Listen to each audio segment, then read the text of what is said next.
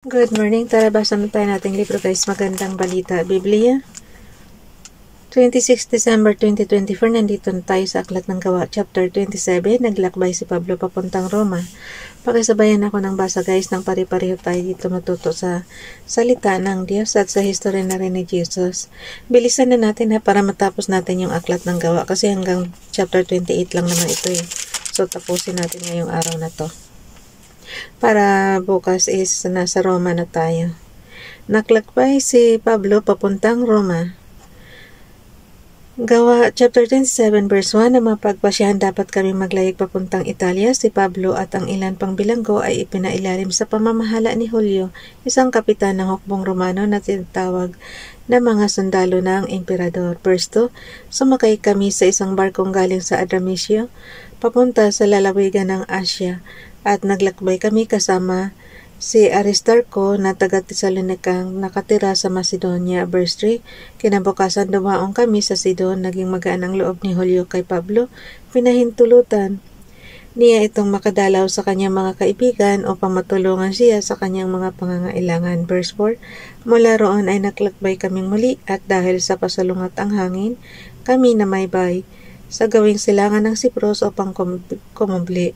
Verse 5, dumaan kami sa tapat ng Cilicia at Pamphylia at kami dumating sa Mira, isang lungsod ng Cilicia. Verse 6, ang kapitan ng mga sundalo ay nakakita roon ng isang barkong mula sa Alejandria papuntang Italia at inilipat niya kami roon. Verse 7, mabagal ang aming paglalakbay, tumagal ito ng maraming araw at nahirapan kami bago nakarating sa tapat ng Sinido. Buhat dito'y hindi namin matawid ang kalawakan ng dagat sapagkat pasalungat kami sa hangin.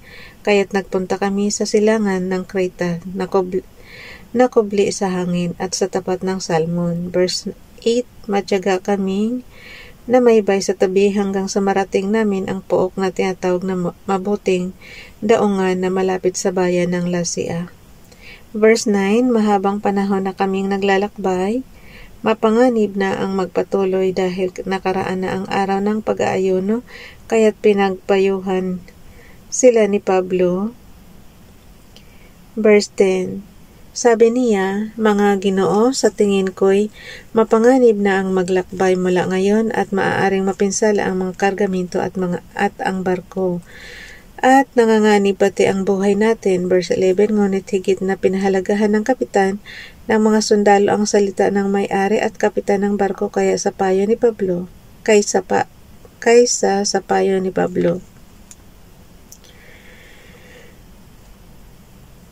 Ulitin ko yung verse 11 guys. Ngunit, Gawa chapter 27 verse 11, ngunit higit na pinahalagahan ng kapitan ng mga sundalo ang salita ng may-ari at kapitan ng barko kaysa sa payo ni Pablo. Verse 12, dahil hindi mabuting tigilan ang daungang iyon kung panahon ng taglamig, minabuti ng nakararami na magpatuloy na sila sa kanilang paglalakbay sa pag-asang makakarating sila sa Phoenix. Ito'y isang daungan sa Creta at nakaharap sa hilagang kanluran at timog kanluran. Ang bagyo sa dagat. Gawa chapter 27 verse 13, umihip ng marahan ang hangin buhat sa timog kahit inakala nilang maaari na silang umalis. Isinampa nila ang angkla at sila ay namaybay sa Creta. Verse 14, ngunit di nagtagal bumugso mula sa pulo ang isang malakas na hangin mula sa hilagang silangan. Verse 15, hinampas nito ang barko at dahil hindi kami makasalungat, nagpatangay na lamang kami sa hangin. Verse 16, nang makakubli kami sa isang maliit na pulo na tinatawag na Cauda, naisampa namin ang barko, ngunit nahirapan kami bago nagawa iyon. Verse 17, nang maidaong ito, tinalian nila ng malaking lubid ang barko, ngunit natakot silang sumadsad sa buhanginan ng Sirte kaya't ibinaba nila ang layag at kami nagpaanod na lamang. Verse 18, patuloy na lumakas ang bagyo kaya't kinabukasan sinimula nilang itapon sa dagat ang mga kargamento. Verse 19, at nang sumunod na araw itinapon din nila ang mga kagamitan ng barko. Verse 20, matagal naming di nakita ang araw at ang mga bituin at hindi rin humuhupa at at hindi rin humuhupa ang napakalakas na bagyo, kaya't nawala na kami ng pag-asang makakaligtas pa.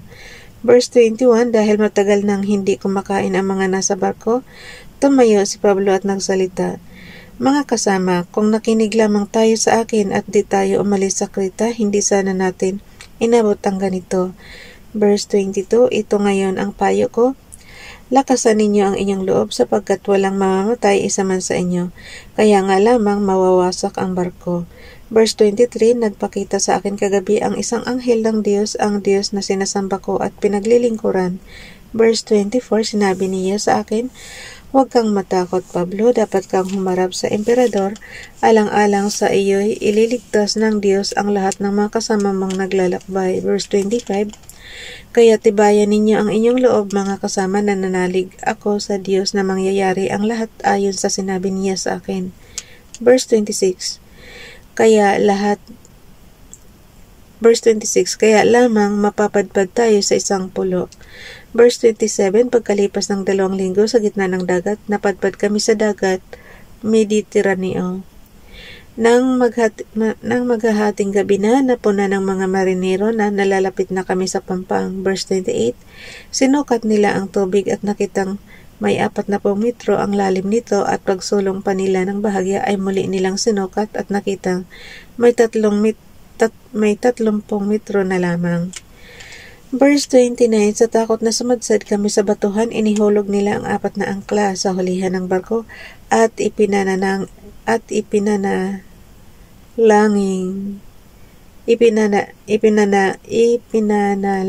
mag-umaga sana. Ibig sabihin ng ipinanalangin, guys, is ipinagdadasal. Okay. Ulitin ko yung verse 29. Gawa chapter 27 verse 29. Sa takot na sumadsad kami sa batuhan, inihulog nila ang 4 na angkla sa hulihan ng barko at ipinanalangin mag-umaga na sana. Verse 30, tinangka ng mga marinero na tumakas mula sa barko, kaya't ibinaba nila sa tubig ang bangka at kunwari maghuhulog ng angkla sa unahan. Verse 31, ngunit sinabi ni Pablo sa kapitan at sa mga sundalo, kapag hindi na nanatili sa barko ang mga taong iyan, hindi kayo makakaligtas. Verse 32, kaya't nilagot na mga kawal ang lubid ng bangka at hinayaan itong mahulog. Verse 33, nang mag-uumaga na, silang lahat ay hinimok ni Pablo upang kumain. 14 na araw na ngayon kayo hindi kumakain dahil sa pagkabalisa at paghihintay. Verse 34, kumain na kayo.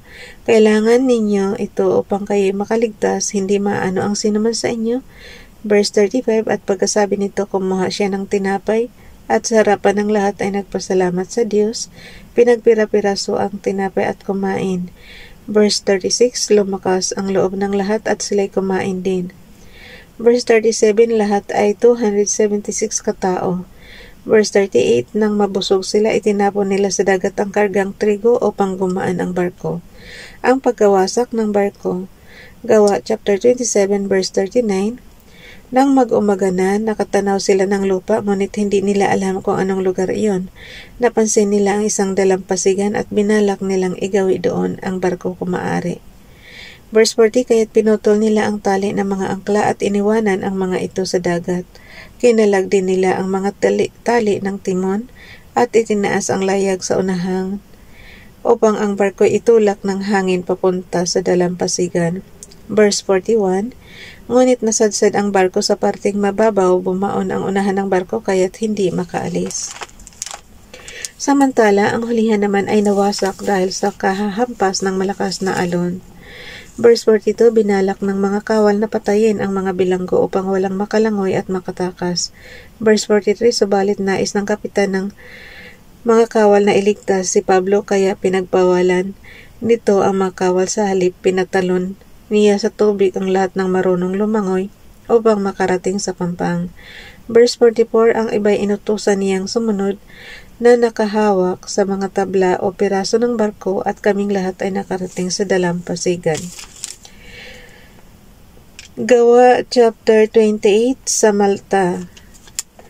Gawa chapter 28 verse 1, nang nang makaligtas na kami, nalaman naming ang pulong iyon ay tinatawag na Malta. Verse 2, napakaganda nang ipinakita sa amin ng mga taga roon sapagkat nang bumagsak ang ulan at naging maginaw, nagsiga sila at inasikaso kaming mabuti. Verse 3, si Pablo na may namulot ng kahoy at nang mailagay ang mga iyon sa siga, mula ro'y lumabas ang isang ahas. Tinuklaw nito at pinuluputan ang kamay ni Pablo. Verse 4, nang makita ng mga taga roon ang ahas na nakabitin sa kamay ni Pablo, nasabi nila sa isa't isa, siguro'y mamamatay tao iyan, nakaligtas nga siya sa dagat, ngunit hindi naman ipinahintulot ng langit na siya mabuhay pa. Verse 5, subalit ipinagpaglamang ni Pablo sa apoy ang ahas at hindi siya naano.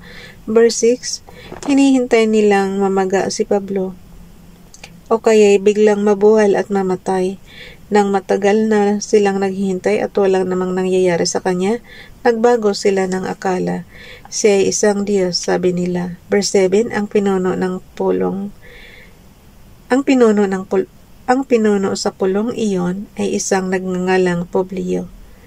At malapit sa lugar na iyon ang kanyang lupain, malugod niya kaming pinatuloy at sa loob ng 3 araw. Verse 8, ang ama ni Publio ay nagkataong nakaratay noon dahil sa lagnat at disenterya. Kaya anong disenterya, guys? Dahil sa lagnat at disenterya, kaya't ito'y dinalaw ni Pablo pagkatapos. Hindi ko kasi alam kung anong klaseng sakit yung disenterya, kaya ko tinanong. Okay, ulitin ko yung Gawa chapter 28 verse 8. Ang ama ni Publio ay nagkataong nakaratay noon dahil sa lagnat at disenterya, kaya't ito'y dinalaw ni Pablo pagkatapos manalangin, ipinatong ni Pablo ang kanyang kamay sa may sakit at ito'y gumaling. Verse 9, dahil sa nangyaring ito, nagdatingan ang mga taga-roong may karamdaman at sila'y pinagaling din ni Pablo. Verse 10, binigyan nila kami ng maraming regalo at nang paalis na kami ay binigyan pa nila kami ng lahat ng kailangan sa paglalakbay. Mula sa Malta papuntang